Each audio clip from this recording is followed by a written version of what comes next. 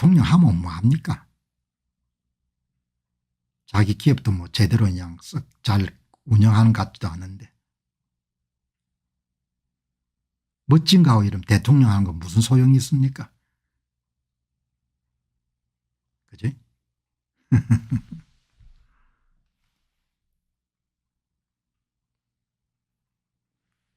답답해서 하는 소리지만 뭐 답답하더라도 할 소리가 있고 안 할 수가 있는 거죠. 지금 뭐 대통령 나와가 될 수 있는 사람이 누가 있겠습니까? 말이란 것이 기본적으로 나오기 전에 한번 생각해야 되잖아요. 아무 일이나 떠들면 되는 게 아니고. 답답한 마음은 이해를 하겠습니다. 그러나 뭐. 자, 여러분 오늘 이 내용은 이 트럼프 대통령도 참 고민이 많죠.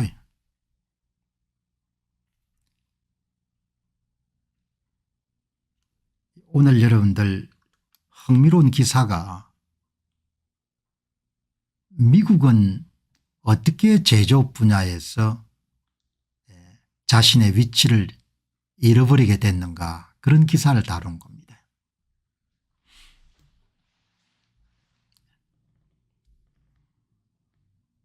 워낙 여러분들 싼 물건이 들어오니까 잃어버린 거죠. 싼 물건이 들어오니까.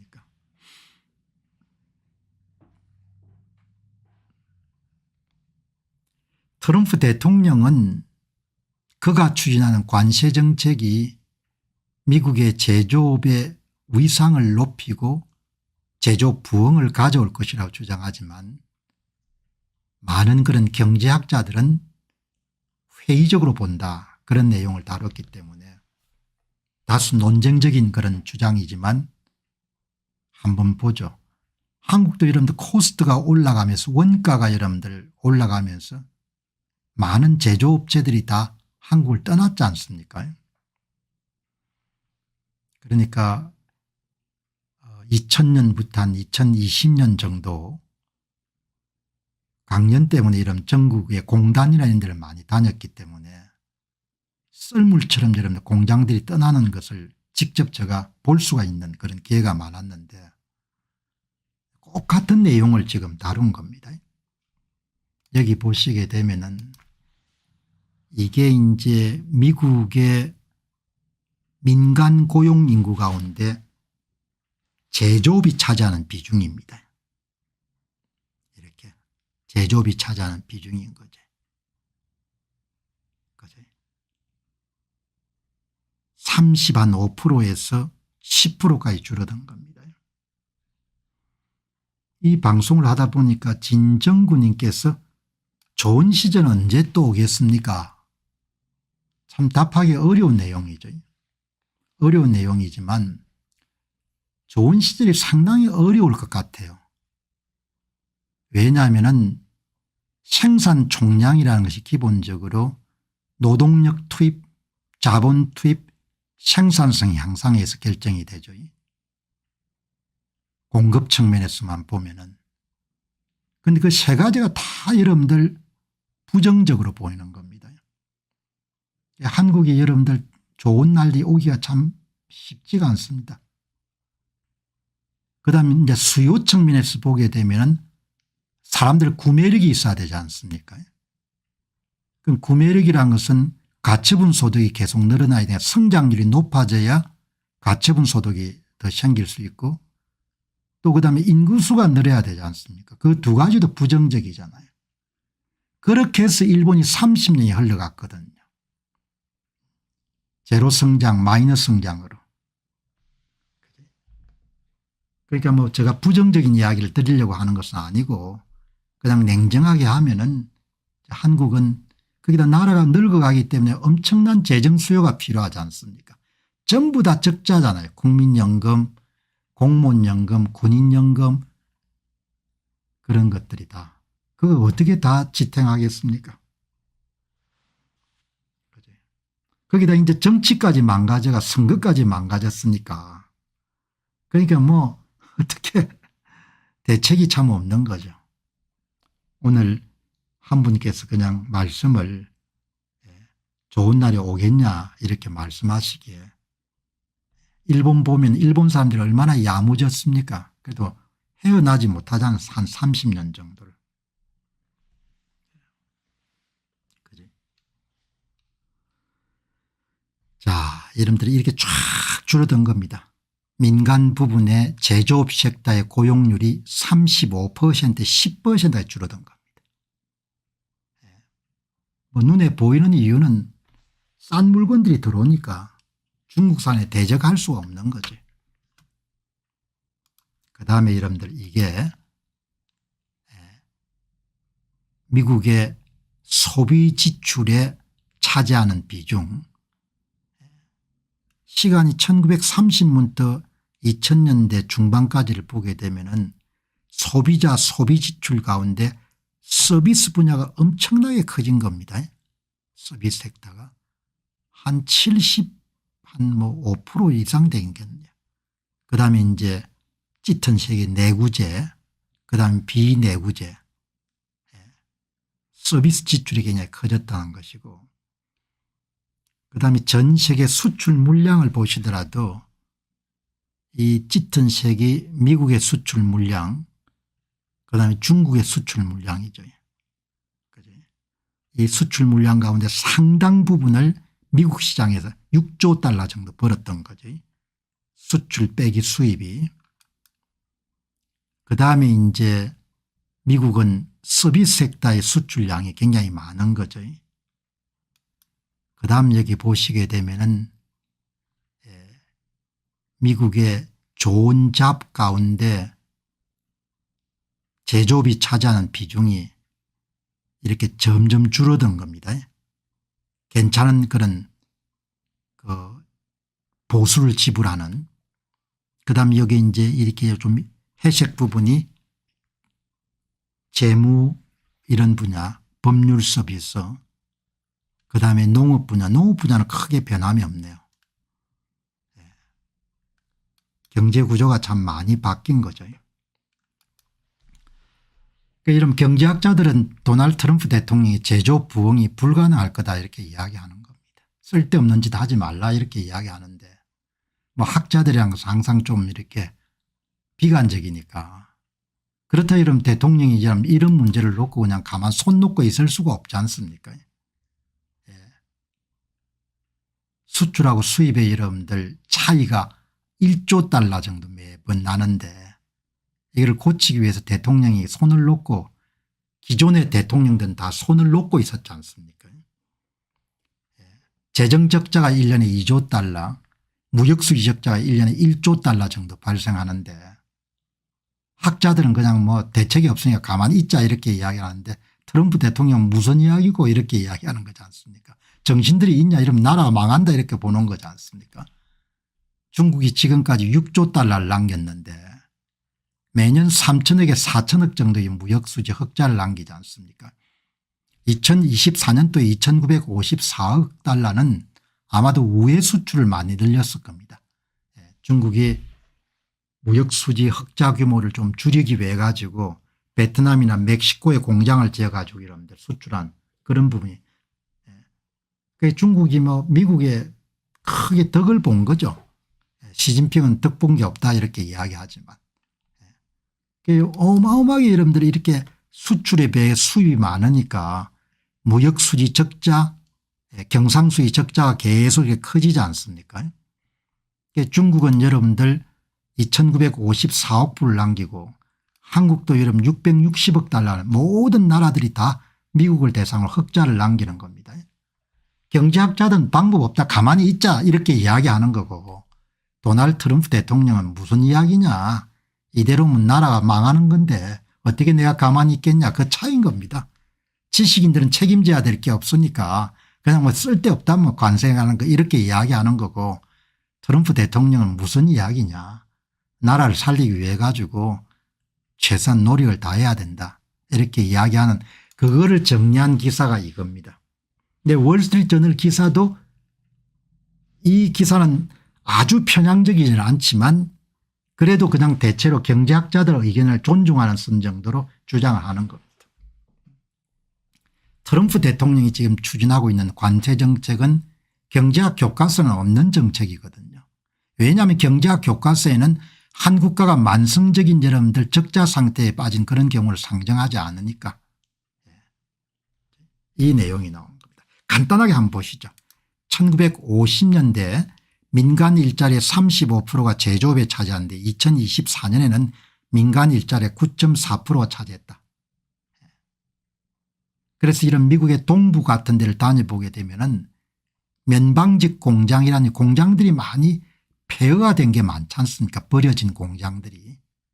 한때 여러분들 번화했던 지역에서. 트럼프 대통령은 자신의 전면적인 관세 제재가 제조업을 미국으로 되돌리기 위한 것이라고 말합니다. 경제학자들은 관세가 이를 현실화할 수 있을지 회의적이며 관세로 인한 피해가 어떤 혜택보다 클 것이라고 우려하고 있습니다. 항상 학자들은 이렇게 주장할 수 있는 겁니다. 자주 말씀드린 바와 같이 경제학자들은 기준이 소비자 후생의 마이너스냐 플러스를 가지고 따지는 사람들이기 때문에. 그러나 트럼프 대통령은 현장 체험을 통해 가지고 이대로 돼서는 안 된다라고 보는 겁니다. 그러니까 미국의 동부 뉴욕주나 이런 데 여러분들 다니다 보면은 폐허가 된 공장들이 엄청나게 많지 않습니까? 필라델피아의 알렌타운이라든지 베들레헴이라든지 이런 데를 가더라도 공장이 어마어마하게 벽돌 공장 잘 지어놓은 공장들이 그렇게 녹슨 공장들이 엄청나게 많지 않습니까? 다 이렇게 이제 타운들도 이름도 줄어들고 쪼그라들고 사람들이 떠나고 그런 거지 않습니까? 그거를 그냥 당연한 거라고 이런 경제학자들은 받아들이자는 거고. 트럼프 대통령 그래서 안 된다죠. 서비스업이 일자리의 중심을 차지했고 그리고 처음에는 동부 북부나 이런 데 있던 공장들이 인건비가 비교적 싼 애리조나라든지 이런 쪽으로 많이 이동하죠. 남부로. 공장 남부로 이동한 그 기록이 나와 있습니다. 1950년대 이후에 미국 경제 제조업의 역할이 줄어들기 시작했고 이 가운데 일부는 미국인들이 점점 더 부유해지고 여행, 레스토랑, 의료 서비스 등 서비스 더 많은 지출을 할애하기 때문에 발생했고 그죠? 그런데 이제 점점 인건비 부담 때문에 경쟁력을 잃어가니까 처음에는 공장이 북동부에서 남부 쪽으로 많이 이동하죠. 많은 생산량이 인건비가 저렴한 남부주로 이동했습니다. 그런 일이 벌어지죠. 저렴한 곳으로 생산기지 이전이 본격화되고 중국의 등장은 그러나 엄청난 충격으로 다가옵니다. 규모나 면에서 엄청나게 상품을 싸게 만들어서 판매할 수 있는 체제니까 그게 바로 차이나 쇼크죠. 1980년대는 상황이 바뀌게 되고 미국의 비내구재 제조업체들은 인건비가 낮은 국가들과 경쟁하는 데 점점 더 어려움을 겪게 됐고 특히 이제 중국이 2001년도에 WTO 세계무역기구에 여러분들 가입하면서 급격하게 이런 대미 수출이 늘어나게 된 거죠.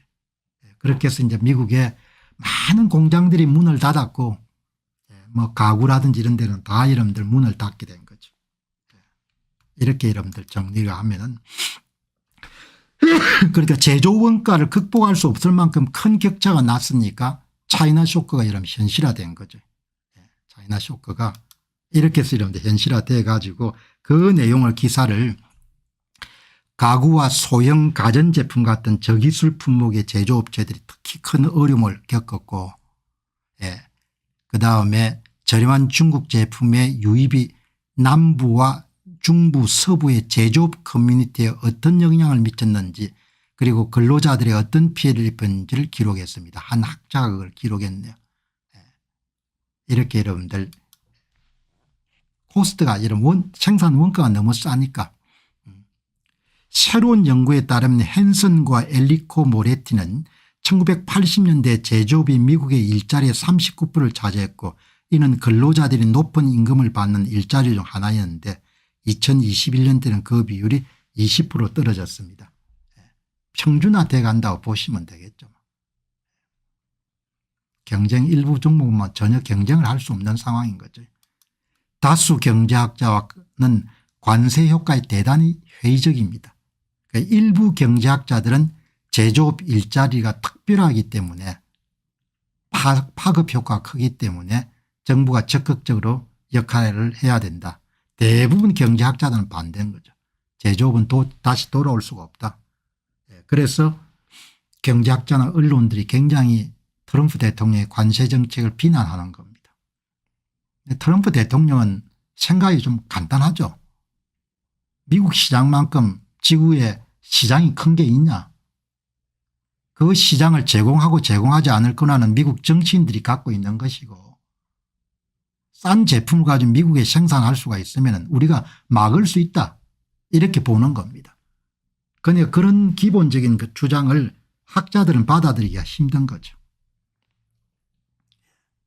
그런데 아주 예외적인 미시간의 업존 연구소 같은데 수잔 하우스만 그런 학자 같은 경우가 제조업을 적극적으로 육성을 해야 된다, 이렇게 주장한 거죠.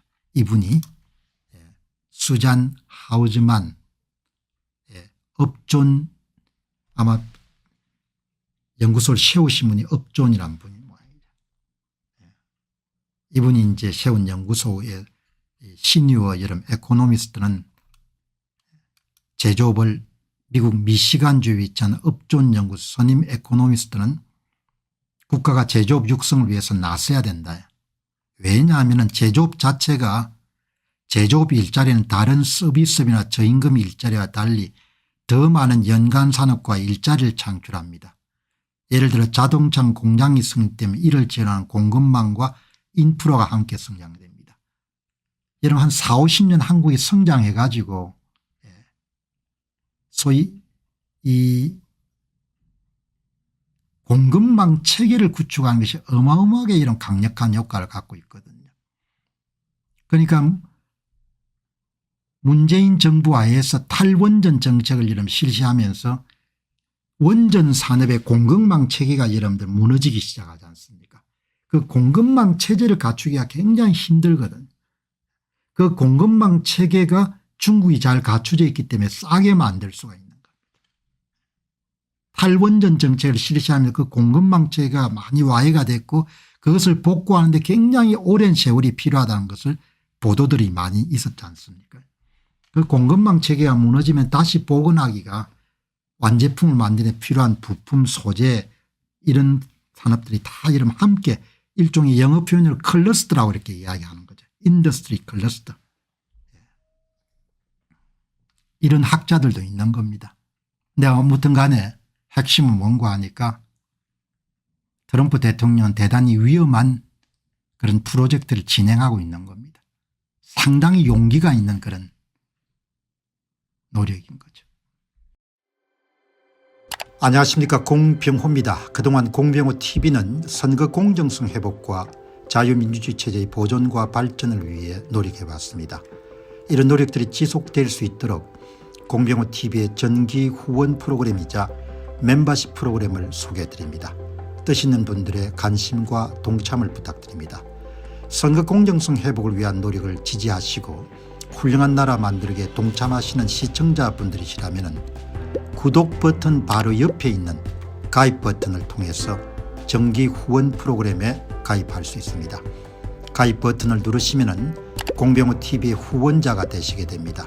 여러분의 후원이 선거 공정성 회복을 위한 노력에 힘을 더할 수 있을 뿐만 아니라 자유민주주의 체제의 수호를 그리고 발전을 통해 여러분과 후손들의 삶에 빛과 소금이 될 것입니다. 특히 그동안 공병호TV는 선거 공정성 회복을 위한 노력 과정에서 채널 성장에 제약이 가해지는 불이익을 감수해왔고 지금도 그런 불이익이 계속되고 있습니다. 그럼에도 불구하고 너무나 중대한 문제이기 때문에 공병호TV의 노력은 계속될 것입니다. 여러분의 깊은 관심을 부탁드립니다. 감사합니다.